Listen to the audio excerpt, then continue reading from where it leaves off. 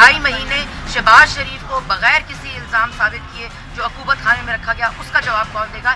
یہ 100 دن کی کارکردگی جو شہباز شریف کی گرفتاری ڈیزائن کا حصہ تھا. شہباز شریف صاحب کی جو بیماری ہے وہ کینسر سروائیور ہے، اور اس کے باوجود نیب نے بورڈ کو تشکیل نہیں دیا ان کے طبی معائنے کے لیے جو اسپیشلائز بورڈ پمس کے ڈاکٹرز نے ریکمینڈ کیا تھا، کیونکہ وزیر اعظم کا حکم نہیں تھا.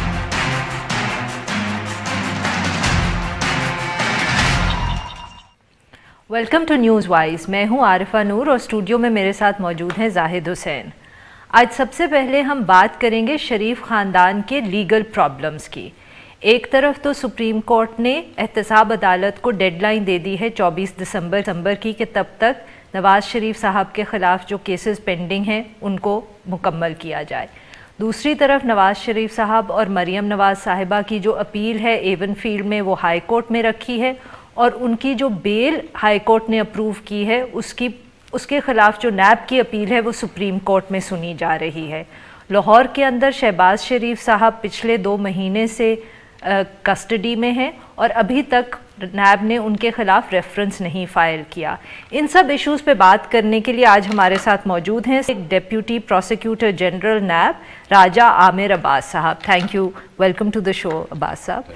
سر سب سے پہلے تو یہ بتائیں کہ تقریباً 8ویں دفعہ سپریم کورٹ نے ڈیڈ لائن ایکسٹینڈ کی یہ نیب کی اکاؤنٹیبلٹی کورٹس کی، تو یہ جو اتنی زیادہ ایکسٹینشنز ملیں یہ آپ کے خیال میں میرٹ پہ تھیں یا کیا کیس سچ مچ بہت آہستہ سے چلے ہیں کہ اتنی ایکسٹینشنز دینی پڑیں؟ اصل میں تھوڑا سا یہ کیس جو سا ہے وہ جو نارمل روٹین کے کیسز ہوتے ہیں اس طریقے سے نہیں چلا. اس میں جو پروسیکیوشن تھی اس نے تو اپنا ایویڈنس کرا دیا، اور جب ڈیفنس کی باری آدی کہ ڈیفنس نے اس ایویڈنس کو کراس ایگزامن کرنا ہے. اب جو کراس ایگزامینیشن ہوتا ہے کہ جس کو ہم جرا کہتے ہیں گواہوں سے، تو وہ نارملی اتنی لینتھی نہیں ہوتی کہ جتنی کہ خواجہ حارث صاحب نے اس کو طول دیا.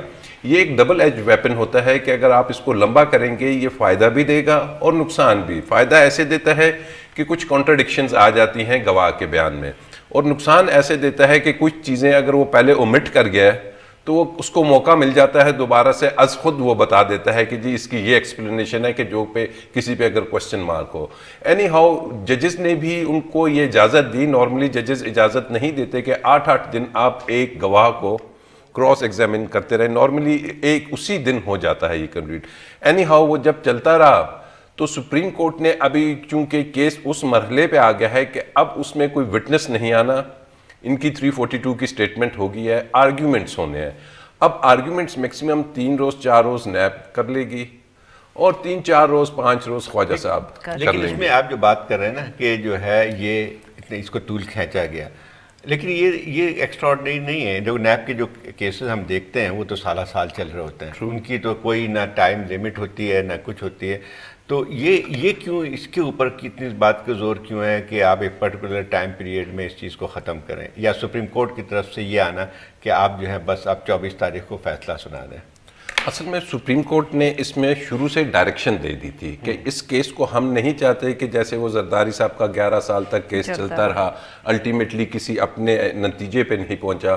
نارملی نیب کے کیسز میں یہی ہوتا ہے کہ سال ہاں سال وہ چلا رہتا ہے، پھر کبھی پروسیکیوشن کے گواہ غائب ہو جاتے ہیں، کبھی کاغذات اوریجنل غائب ہو جاتے ہیں، ڈاکیومنٹس فوٹو کاپیز آ جاتے ہیں. کیوں رکھا جاتا ہے سارے کیسوں؟ اب دیکھیے وی can not question the judgment. ہم یہ نہیں کہہ سکتے کہ جج نے کیوں ایسے لکھ دیا.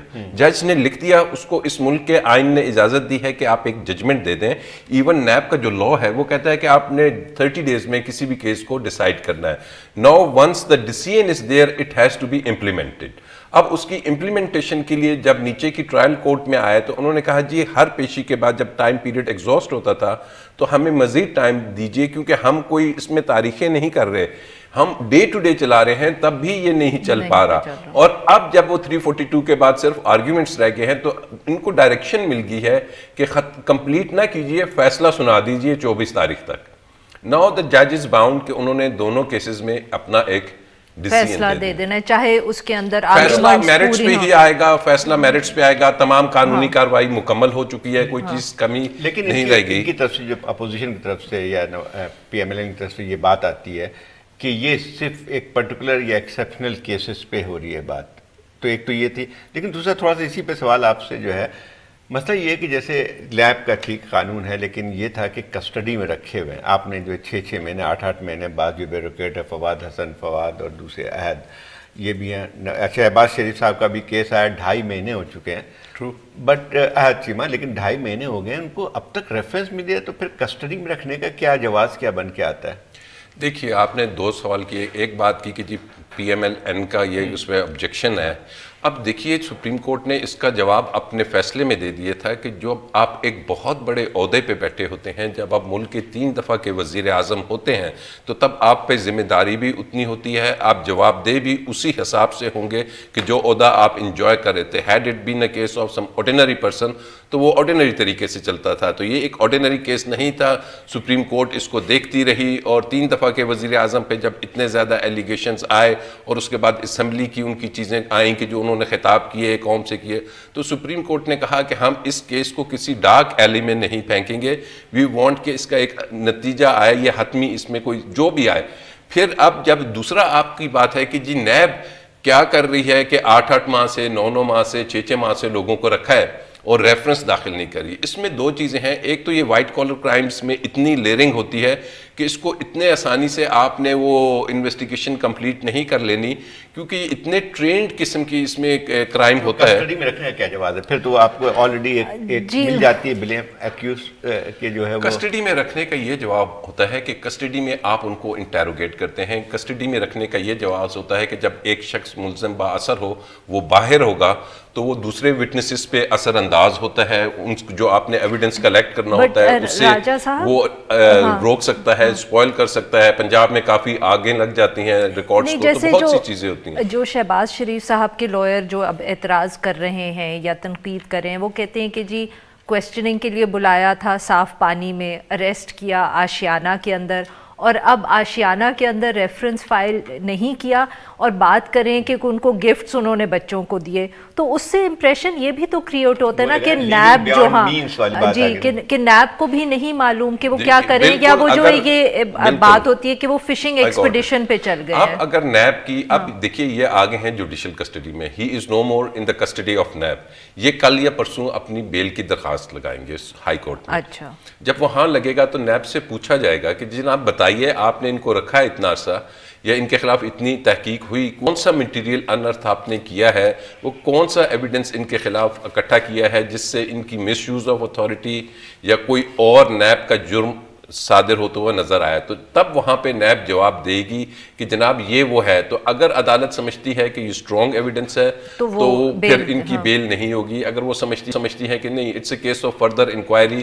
اور ساتھ میاں صاحب کی بیل کا ایک اور بڑا اسٹرانگ گراؤنڈ جو مجھے نظر آ رہا ہے وہ یہ ہے کہ ان کی طبیعت بڑی ناساز ہے، وہ کافی سیریسلی ان کی ایلمنٹ ہے، تو اس وجہ سے میڈیکل گراؤنڈز پہ بھی انہیں ضمانت دی جا سکتی ہے. اور چونکہ ان کی ٹریٹمنٹ فورن کنٹری میں ہو رہی ہے تو ان کو باہر جانے کی اجازت بھی ساتھ ہی شاید وہ لیں گے. یہ لگ رہا ہے کہ شہباز شریف صاحب کو شاید تھوڑی سی ریلیف مل جائے گی، ہو سکتا ہے، چانسز ہیں. بیل ہوتی ہے، بیل کا پرپز یہی ہے. آپ دیکھ لیجئے نواز شریف صاحب کی بھی ہوئی ہے آفٹر کنونشن. لیکن اس میں تھوڑا سا اس میں کرنا ہے کہ اگر یہی چیز جو ہے جو آپ کہہ رہے ہیں تو اس میں پھر ایک سیاسی پہلو بھی آ جاتا ہے نا کہ شہباز شریف صاحب کی تو بیل ہو سکتی ہے کیونکہ ان کو اب جیل کی کسٹڈی میں ڈال دیا گیا، لیکن باقی لوگوں کے ساتھ جو ہے سیم رویہ تو اختیار نہیں کیا گیا.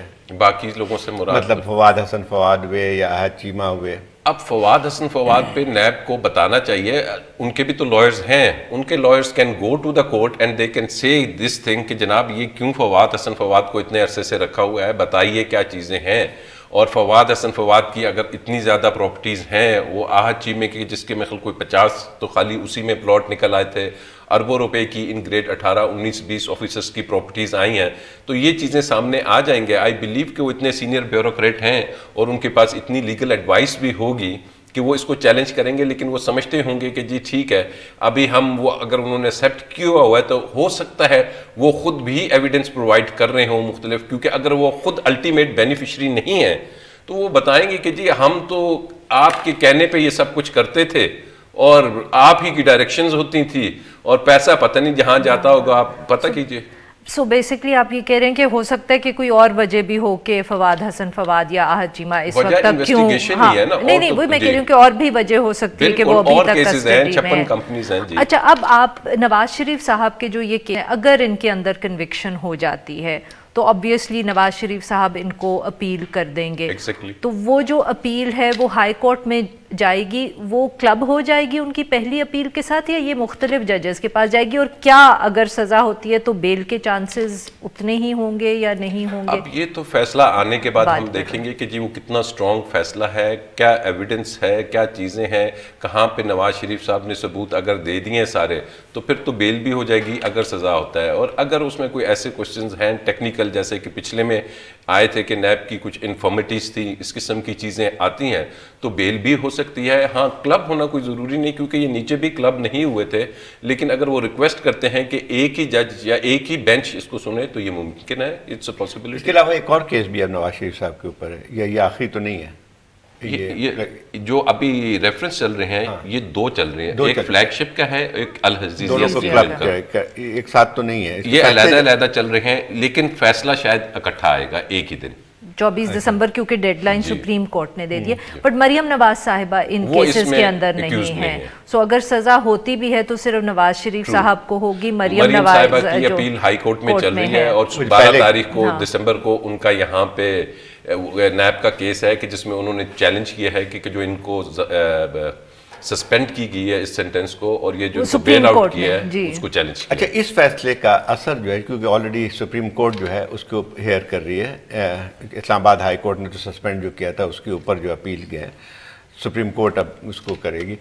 लेकिन क्या इस सज़ा का कोई असर उस पर भी पड़ेगा जब उसकी हेयरिंग हो रही है, या इसका दोनों चीज़ों? इन तीनों केसेस के फैक्ट्स इंटायरली डिफरेंट हैं। अजीजिया और ये जो हिल मेटल है, ये जद्दा में स्टील मिल्स लगी हुई हैं, इसका कोई कनेक्शन नहीं है। फ्लैगशिप में वो 16-17 कंपनीज और अपार्टमेंट्स हैं जो कि यूके में हैं, तो इनके तमाम के फैक्ट्स डिफरेंट हैं, तो हर कोई केस अपने मेरिट्स पे डिसाइड होगा। थैंक यू सो मच आज साहब, आपने वक्त निकाला और स्टूडियो में आए। अब हम लेंगे एक छोटा सा ब्रेक, और ब्रेक के बाद जब हम वापस आएंगे तो हम बात करेंगे हुकूमत की जो इकोनॉमिक क्राइसिस वो इस वक्त फेस कर रही है और उसको जो प्रॉब्लम्स हो रही हैं, और साथ में जो र्यूमर्स भी हैं कि उनकी इकोनॉमिक टीम के अंदर चेंजेस होने वाले हैं। Stay with us.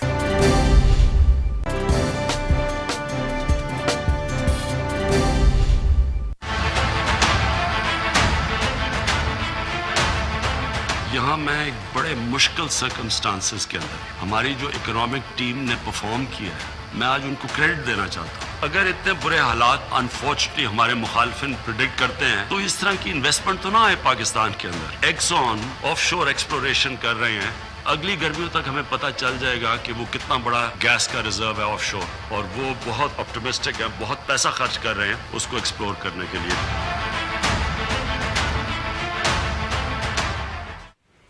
Welcome back. अब हम बात करेंगे इकोनॉमिक फ्रंट की। हुकूमत पावर में तो आ गई है, मगर 100 दिन के बाद भी लगता है कि इकोनॉमिक सिचुएशन उनके हाथ में नहीं आ रही।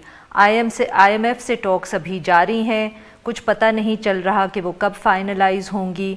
डॉलर की कीमत में रोज़ बरोज़ इजाफा होता चला जा रहा है, और इसके अलावा रोज़ या हर दूसरे दिन खबर आ रही है कि जो इकोनॉमिक टीम है उसमें शायद कोई तब्दीली होने वाली है। और बात यहाँ तक पहुँच गई कि वज़ीर आज़म इमरान खान साहब को ख़ुद इसकी सफाई देनी पड़ी, और उन्होंने कहा कि कोई तब्दीली नहीं होगी।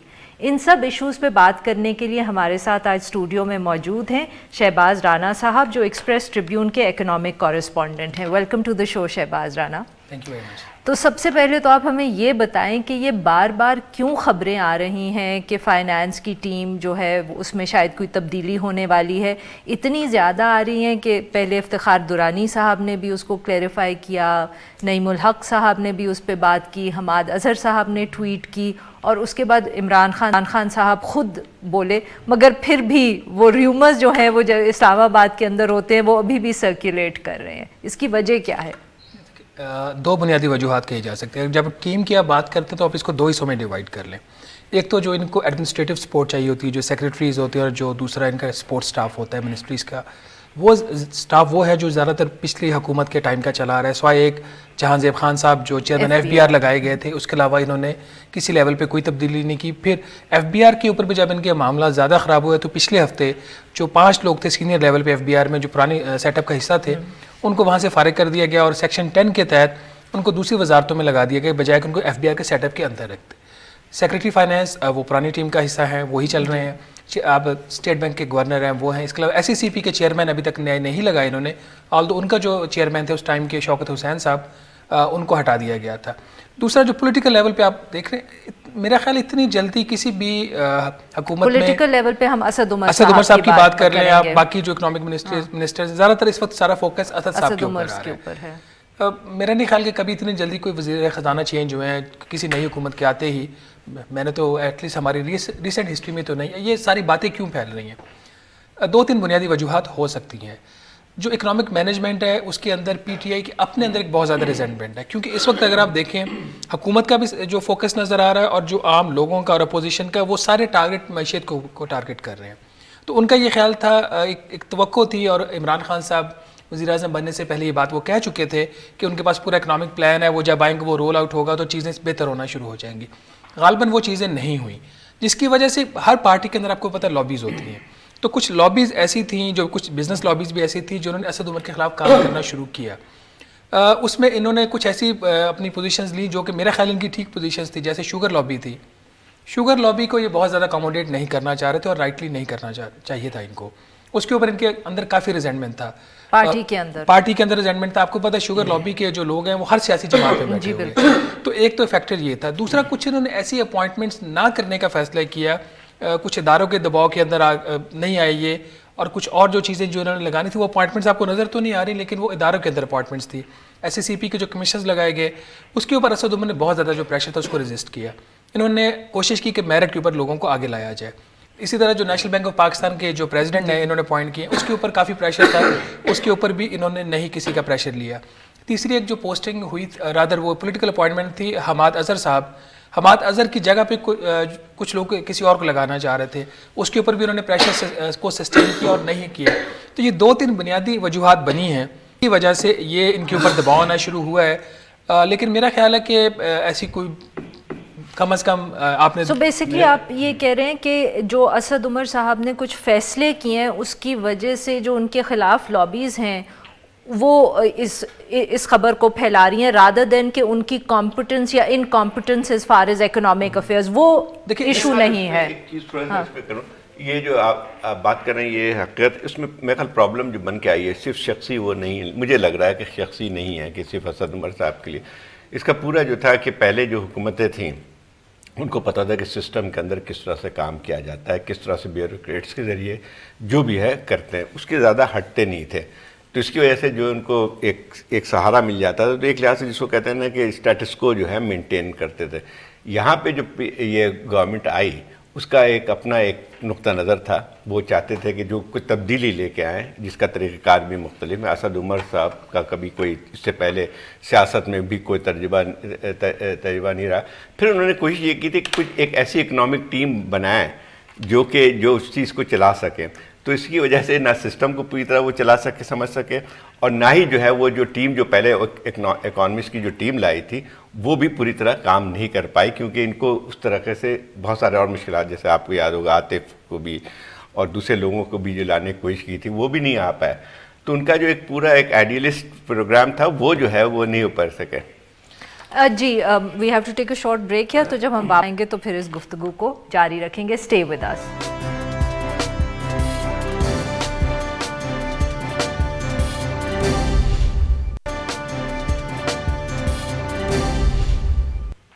Welcome back. ہم گفتگو کریں شہباز رانا صاحب سے اکنامک سچویشن پہ، اور جو سارے اس وقت ریومرز گردش کر رہے ہیں کہ شاید economic team P T I کی جو ہے اس میں کوئی تبدیلی کی جائے. جی شہباز صاحب، سو بیسکلی بات یہ ہے کہ پھر اتنا ایشو اکنامک مینجمنٹ یا مس مینجمنٹ کا نہیں ہے، اس کے اوپر شاید خان صاحب پھر اتنا جس طرح کی خبریں آ رہی ہیں کہ وہ ناراض ہیں، وہ بھی اتنی بات صحیح نہیں ہے. وہ جو ساری لابیز ہیں ان کا رول شاید زیادہ ہے بقول آپ کے. دیکھیں اس میں جو ان کی اکنامک مینجمنٹ ہے وہ بہت اچھی تو نہیں رہی. ان کو تھوڑا سا ہم گریس مارک اس لیے دے دیتے ہیں کہ 18 اگست کو آئے تھے, ان کے پاس جس طرح پلان ہونا چاہیے تھا وہ نہیں تھا. بہرحال ابھی ان کے وہ بالکل اگلی ڈیز ہیں. جو اکنامک مس مینجمنٹ تھوڑی سی ان سے ہوئی ہے اس کی وجہ سے وہ جو چیزیں ان کے خلاف ایک لابیز تھی ان کو ایک بہانہ ملا ان کو کرٹیسائز کرنے کا, اور اس کا جو ٹریگرنگ پوائنٹ آپ نے دیکھا وہ پھر ایکسچینج ریٹ کا جو ایک فیاسکو ہوا ہے اس کے اوپر وزیر اعظم صاحب کی اسٹیٹمنٹ آ گئی. آپ کو بہت واضح طور پر یہاں پہ ایون کہ جو پرائم منسٹر صاحب کی اسٹیٹمنٹ ہے ایکسچینج ریٹ کے اوپر کہ مجھے نہیں پتا تھا, اور اسد عمر کی اسٹیٹمنٹ کہ مجھے پتا تھا اور میں نے بتایا, تو اس سے آپ کو ایک بہت واضح ایک ڈویژن نظر آ رہی ہے. جب ٹاپ لیڈرشپ میں تھوڑی سی بھی دراڑ پیدا ہوتی ہے تو بہت سارے ایسے پلیئرز ہوتے ہیں جو اس کو کیش کروانے کے لیے وہاں پہ تیار بیٹھے ہوتے ہیں اور پھر اس کو کیش کرواتے ہیں. لیکن اس میں ایک اور بات بھی آتی ہے نا کہ صرف اس میں میرا خیال یہ ہے کہ اس میں ان ایکسپیرینس کا زیادہ ذکر ہوتا ہے کہ جو ہے اگر فرض کیجئے کہ جو ہے یہ ایکسچینج ریٹ کا, تو ان کو سب کو پتا تھا کہ ایکسچینج ریٹ جو ہے یہ تبدیل ہوگا. میرا خیال یہ ہے کہ جب یہ آئے تھے پاور میں ان کو اندازہ تھا کہ ڈالر کی قیمت جو ہے وہ گرے گی. یہ تو پی ایم ایل این کو بھی شاید پتا تھا سب, کیونکہ یہ اس سے پہلے جو خاقان عباسی صاحب کی گورنمنٹ تھی اس میں آلریڈی جو ہے وہ اس کا جو ہے سلائڈ شروع ہو گیا تھا, اور سب کو پتا تھا کہ جو ملٹی لیٹرل ایجنسیز تھی وہ تو کہہ رہی تھی کہ 130-35 تک جائے گا, یہ تو 6 مہینے سے پہلے سے کہہ رہے ہیں. میرا خیال ان کا یہ تھا کہ مینجمنٹ کا بھی زیادہ مسئلہ آتا ہے کہ وہ لوگ سمجھ نہیں پا رہے تھے کہ کس طرح کنٹرول طریقے سے اس چیز کو چلایا جائے. پھر یہ نہیں تھا کہ ایک آئی ایم ایف میں نہ جائیں, وہ سب سے بڑا مسئلہ. جی شہباز صاحب اس کے ساتھ if I can just add کہ اب آئی ایم ایف سے جو نیگوسیشنز ہو رہی ہیں ان میں سٹکنگ پوائنٹس کیا ہیں؟ جی دو چیزیں جو زاہد صاحب بات کر رہے تھے, تجربہ بہت میٹر کرتا ہے, اس میں کوئی شک والی بات نہیں. اسحاق ڈار صاحب کی جو پالیسیز تھی ہمارے خلاف تھا, ہم اس کو لائک کریں یا نہ کریں, ان کے پاس ایک تجربہ تھا, وہ تجارت کے وزیر رہے تھے, 2 دفعہ وہ فائنانس منسٹر رہے تھے, پارٹی کے اندر بہت زیادہ وہ ان تھے, تو ان کو جب نظر آ رہی تھی چیزیں کہ ان کی حکومت بن رہی ہے تو آئی ایم ایف کا پروگرام انہوں نے سائن کیا اور چیزیں رول آؤٹ ہوئی اور ایک کائنڈ آف اسٹیبلٹی سسٹم کے اندر آ گئی. پہلے بھی ایک آئی ایم ایف کا پروگرام میں چل چکے تھے, ان کو سارا وہ نظام کا پتہ تھا. اسد عمر صاحب جب آئے ہیں تو ان کو ٹائم لگ رہا ہے. جو اس وقت چیز مسنگ ہے وہ اسٹیبلٹی ان دا مارکیٹ ہے. اس کی وجہ یہ ہے کہ حکومت چاہے جتنا مرضی دعویٰ کرے کہ ہم نے کلیئر سگنلنگ دے دی ہے, حکومت ابھی تک کلیئر سگنلنگ مارکیٹ کو نہیں کر سکی. یہ ایک بہت کی فیکٹر ہے. دوسرا آپ اسٹکنگ کی بات کر رہے ہیں, 2013 میں اور 2018 میں ایک بہت بنیادی فرق ہے. 2013 میں جب ہم نے آئی ایم ایف کا پروگرام کیا تھا تو اس وقت ہمارے جو مغربی طاقتیں تھیں ان کے ساتھ تعلقات بہت اچھے تھے. واشنگٹن جو تھا وہ ہماری بیک پہ کھڑا ہوا تھا. چائنا کے ساتھ ہم اتنا اوپن ابھی آگے نہیں گئے تھے. لیکن اب جو ہے اب مغربی طاقتیں ساری ہمارے آلموسٹ وہ ہمیں. ایک اور پہلو بھی تو تھا کہ جب آپ گئے تھے آئی ایم ایف میں اس وقت 3 بلین کا جو تھا یا 2.5 بلین کا صرف یہ گیپ تھا وہ بیلنس آف پیمنٹ کا.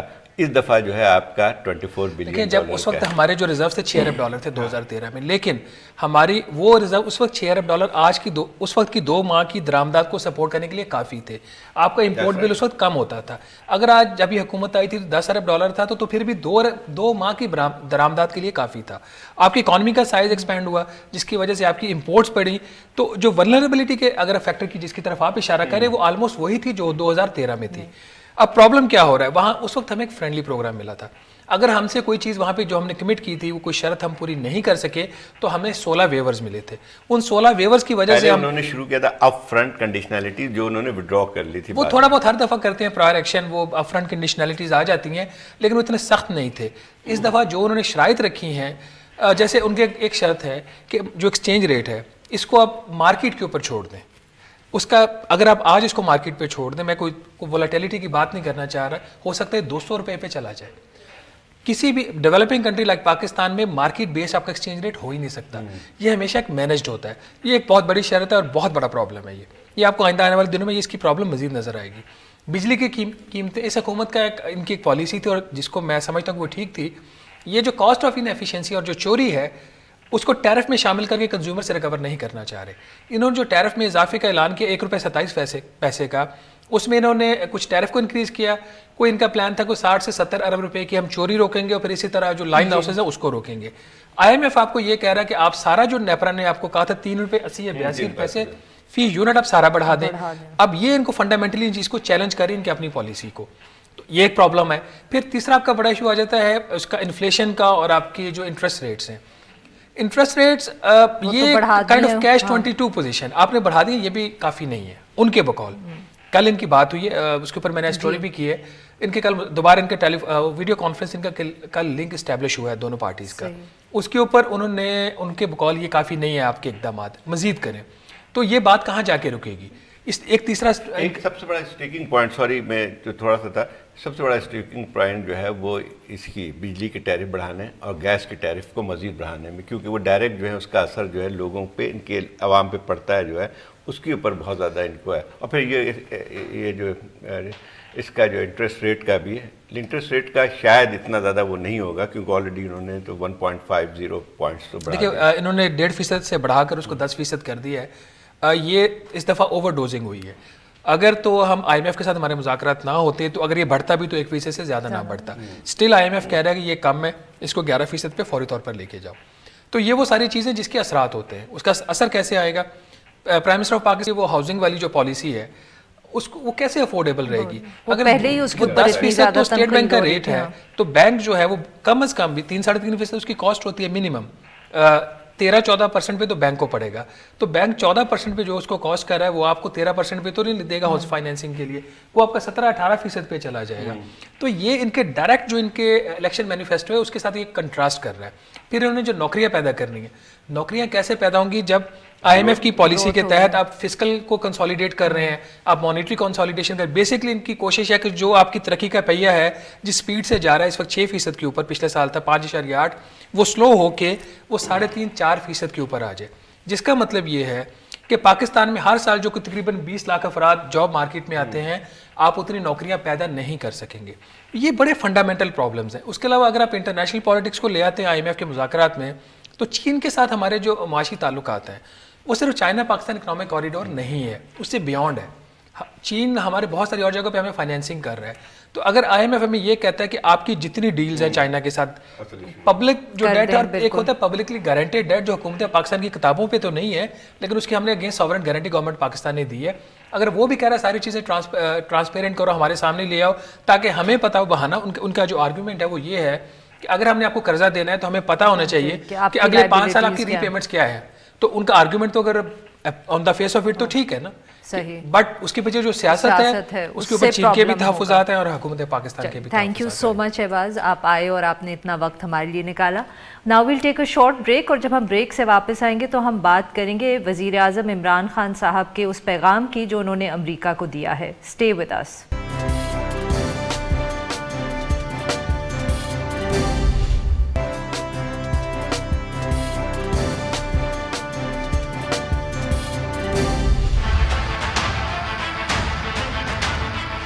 خوشی ہوئی سن کے کہ انہوں نے خود کہا کہ جو ہمارا پی ٹی آئی کا موقف تھا وہ ٹھیک تھا اور وہ ہماری ہیلپ چاہ رہے ہیں کہ ہم افغانستان کے اندر امن قائم کروائیں.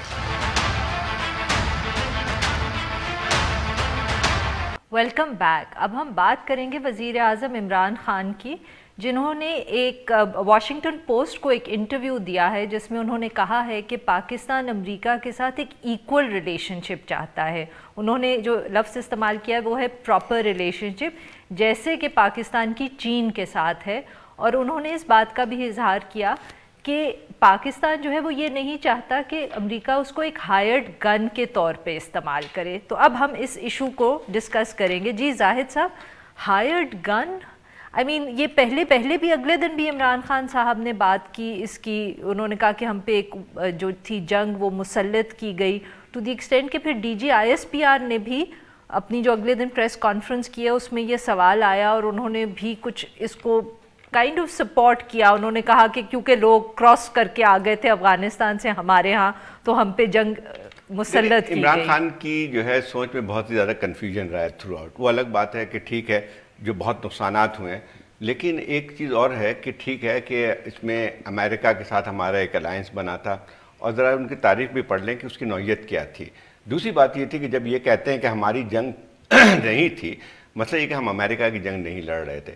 یہاں پہ جو لوگ یہاں جس طرح سے طالبان کا یہاں پہ جو اسٹیٹ مشینری پہ حملہ ہو رہا تھا اس کی وجہ امریکہ نہیں تھی، یا جو ایک یہاں سے بغاوت تھی یا انسرجنسی تھی یا جو آپ کا پورا ایک قبائلی علاقہ جو ہے ان کے قبضے میں آ گیا تھا، یا سوات میں جو تھی ملیٹنسی، اس میں جو ہے امریکہ کی جنگ نہیں تھی. اور وہاں پہ جو آپ نے فوجی جو گئے تھے وہاں پہ تو وہ ہمارے اپنے لوگ تھے جو کہ ریاست کے خلاف ایک بغاوت کر رہے تھے، اپنی ایک دانستہ سوچ کو ایک فرسودہ سوچ کو نافذ کرنے کے لیے۔ ایک عمران خان صاحب کی ایک اور بات جو اس انٹرویو میں بڑی مزیدار ہے، یہ بار بار یہ کہہ رہے ہیں کہ جو ہے انہوں نے امریکہ نے پی ٹی آئی کا موقف تسلیم کر لیا ہے اس پہ طالبان سے بات کر کے، لیکن عمران خان صاحب شاید میرے خیال تھوڑا سا وزیر اعظم بن گئے ہیں اب ان کو معلوم ذرا کرنا چاہیے کہ پاکستان کی یہ پوزیشن کہ ایک پولیٹیکل سیٹلمنٹ افغانستان کا ہونا چاہیے تھا، وہ آج سے 15 سال سے یہی تھا۔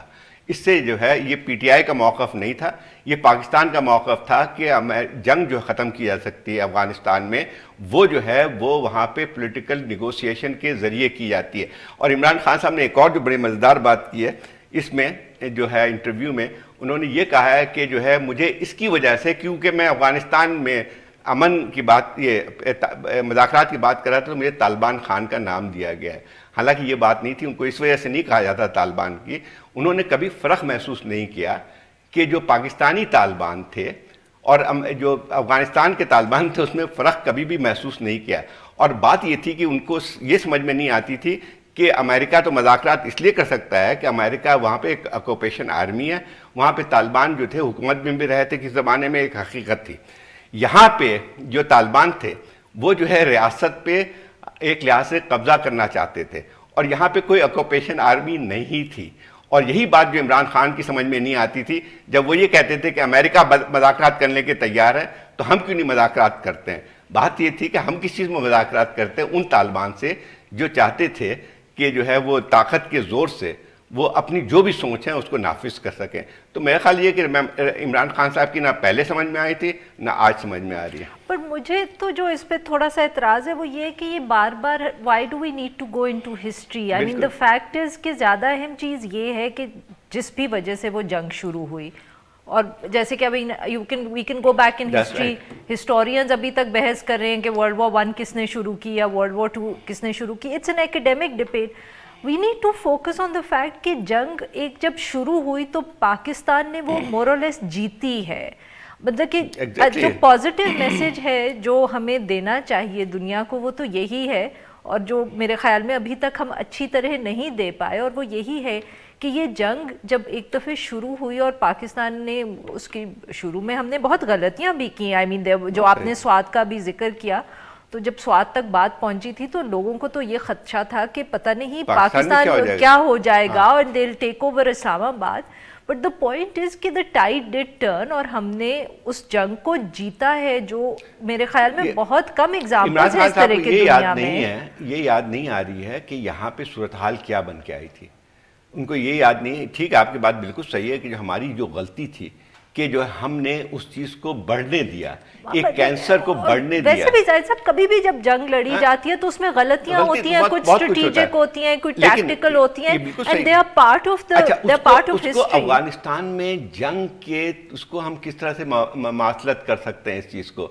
کیا مطلب یہ ہوتا ہے کہ جو آپ سوات میں جو انسرجنسی تھی ملا فضل اللہ کی، وہ کیا کہتے ہیں، وہ امریکہ کی جنگ تھی وہ، یا جو ہے جنہوں نے جو ہے ہمارے فوجیوں کو شہید کیا، ان کے فٹ بال کھیلے، تو کیا مطلب یہ تھا کہ اس پہ ہمیں جو ہے ان سے بات کرنی چاہیے تھی؟ عمران خان صاحب کی اس وجہ سے طالبان خان کہا جاتا تھا ان کو، کہ وہ تو کہتے تھے پاکستانی طالبان جو کہ آپ کے خلاف لڑ رہے تھے ان کے آفیسز کھولے جائے وہاں پہ، ان سے مذاکرات کیے جائے اور ان سے نیگوشیٹ کیا جائے۔ نہیں، ان کی ہسٹری تو بہت ابھی تک میں مجھے لگا تھا کہ شاید وزیر اعظم بننے کے بعد ان کو سیکیورٹی جب وہ ملی ہوگی، جو بھی بریفنگ میرے خیال 8 گھنٹے تک بریفنگ ملی ہے، تو شاید یہ بریفنگ نہیں ملی ان کو کہ کیا صورتحال بن گیا۔ آئی تھنک عمران خان صاحب کے دماغ میں جو آئیڈیاز ہوتے ہیں وہ ہوتے ہیں، and he is not willing to change them very easily. مجھے لگتا ہے کہ ایک جس کو کہتے ہیں نا کہ جس کو ایک ون ڈائمینشنل جو ہوتا ہے نا مائنڈ سیٹ، اس میں یہی ہوتا ہے کہ ہر طالبان وہ بھی طالبان ہے اور یہاں بھی طالبان تھے۔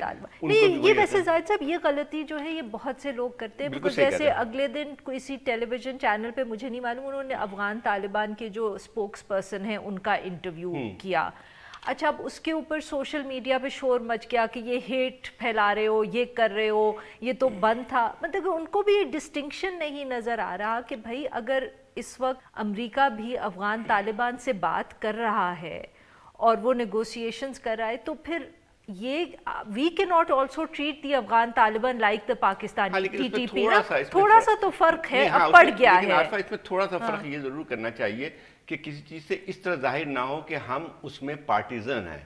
مطلب وی کین سپورٹ کہ طالبان سے بات ہو تاکہ ایک وہاں پہ مسئلہ افغانستان کا حل ہو, but it does not mean کہ not at all, not at all. I am just saying کہ جیسے ہم بھی تو اب جب ڈسکس کر رہے ہوتے ہیں تو اگر کوئی افغان طالبان کی پریس ریلیز آئے گی تو ہم پڑھیں گے, جبکہ اگر ٹی ٹی پی کی طرف سے کوئی ایسی آئے تو ہم اس کو نہ ڈسکس کریں اتنی تفصیل سے. کہنے کا مقصد یہ ہے کہ ہم بھی اس انٹرویو کے اندر کیا تھا, کانٹینٹ پہ کوئی بات نہیں کر رہا تھا, ان کو صرف اعتراض اس چیز پہ تھا کہ افغان طالبان کے اسپوکس پرسن کا انٹرویو کیوں ہو رہا ہے. تو میں اس کانٹیکس میں کہہ رہی ہوں کہ یہ کنفیوژن بہت سے اور لوگوں میں ہے اور یہ نہیں ہونا چاہیے.